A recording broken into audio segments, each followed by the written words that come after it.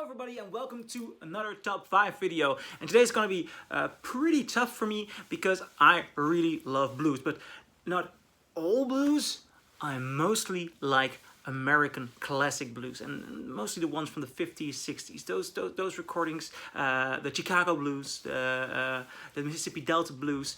I mean, I can do a list with entire blues records, you know, and then you take British blues artists, but I really think that the essence of the blues should be sought in America and the northern part, and especially in the 50s, 60s, because they are rough and British blues is different. And I actually even narrowed this list down because I'm not including any live recordings. There are loads of brilliant American blues live recordings, and I'm gonna keep that for another video because it deserves another list. And these are studio records, and I'm gonna kick this list off with Albert King, Born Under a Bad Sign. And this album rocks. Albert King is the kind of guitar player which you can just keep on listening to. His voice is put a bit down in volume, just like Jimi Hendrix did. This guy was, of course, active way before Jimi Hendrix. Why did he do that? He let the guitar speak for him. And it's such a wonderful, slick sound. This record, I just can't get enough of it. If you want to buy it, try to find the Speaker's Corner version, which is mastered by Kevin Gray, and it uses the original master tapes. And blues can rarely sound this close as this wonderful pressing. You're gonna love it, really. It's a very accessible record as well. This one is a bit less accessible, but I love it. This is the core of blues. This is a blues artist who has been around since I believe 30s. He's one of the people who was first to be recorded when they started recording the blues in the early days. And this is his 60s album. His name is Sunhouse, and it's father of the folk blues. It's so good. It's just a man, his guitar. You can imagine joining him on his porch and singing the songs.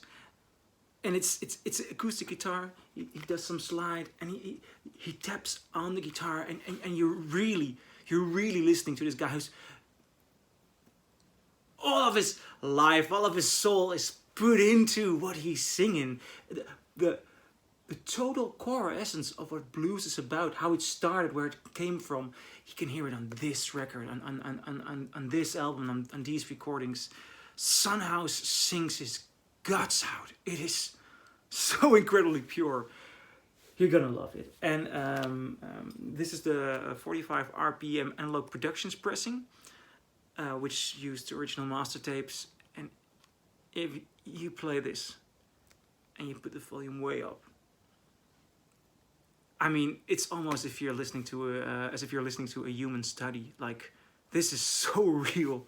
This sounds so incredibly good. So nearby, so full. Everything he does is on this record. It's great. It's great.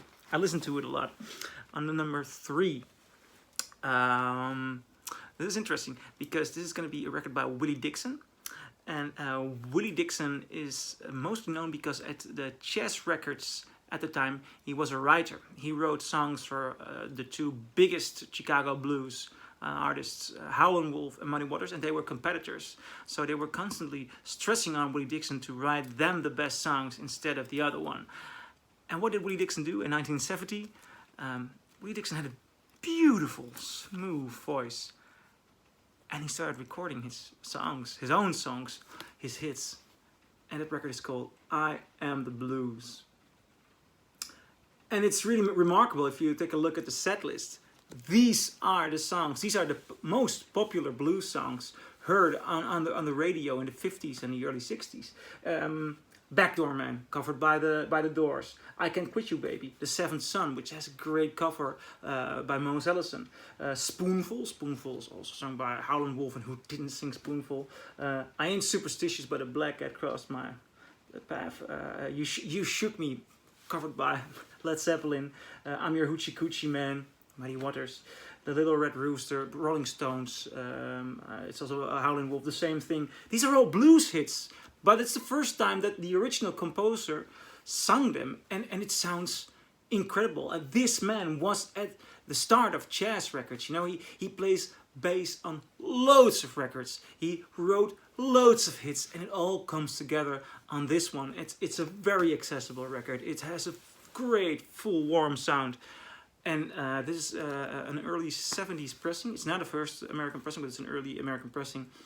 And try to get this one in an American pressing, because I also bought this music on vinyl version, which was a digital pressing. And it just doesn't come to life on that. You want to hear it the way it was recorded. You want to hear it the way it started. And this record, oh, it's beauty. Now the number 2. By actually, I guess, my favorite blues artist. The number 1 is not by my favorite blues artist. This is my favorite blues artist. At least he's my favorite blues singer. It's Howlin Wolf. And this is the self-titled album, but it's mostly called the Rocking Chair album because the cover has a rocking chair. And this is one of the original records. Howlin Wolf is an artist. He was very hardworking. And he has the most incredible voice. He said in an interview that when he started singing, you hear a lot of yodeling in blues. And he said, I can't yodel, but I can howl. And if you hear his rough voice, I mean, this man inspired the singing of Captain Beefheart and Tom Waits. But he actually sounds the way he does on record. I mean, his normal speaking voice is like this.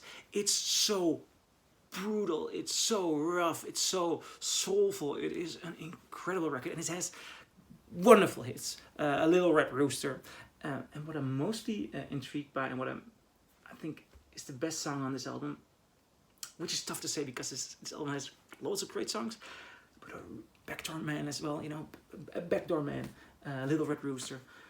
But what I think is one of the best single recordings ever, it's Spoonful. And the way he stretches his voice among the words, you know, it could be a spoon for the diamond, but it could be a spoon for the girl. You know, I sound nowhere near the pure power of Howlin Wolf. Try to get this record. I'm also searching for a good whole American pressing, because this is the music on vinyl pressing, and the songs survive, but I want an analog pressing. These songs should be sounding close to the source and rough, just like Howlin Wolf's voice sounds rough. And now the number 1 best American classic blues album, in my opinion, and it's also one of the best sounding albums I own. Maddie Waters, folk singer. And this is the blues record which made me fall in love with the blues. I woke up a morning on the couch of a friend of mine after a night of partying, and I had a hangover. Oh, fuck it. And he had this record lying there. This actually the same print, and I put it on a record player on a Sunday morning. And it's the most soothing sound you will ever hear. This isn't rough like Howlin Wolf. This is soothing. It's soulful blues. It's a wonderful glowing sound, and its entire atmosphere is simply brilliant. This album, I think anyone who's going to listen to this must fall in love. It's pure. It's recorded in a brilliant manner, close. I really love this one. I can also advise anyone to buy this one. It's this pressing. It's the analog production pressing, pressed of the original masters. Wonderfully pressed. Sounds gorgeous. It's not difficult to get one. They are still in print. So go ahead, buy one, and start loving the blues, because that's what these records did for me. I'm curious what you guys think. You can respond below, agree or disagree. I want to read it. So see you at the next list. Bye.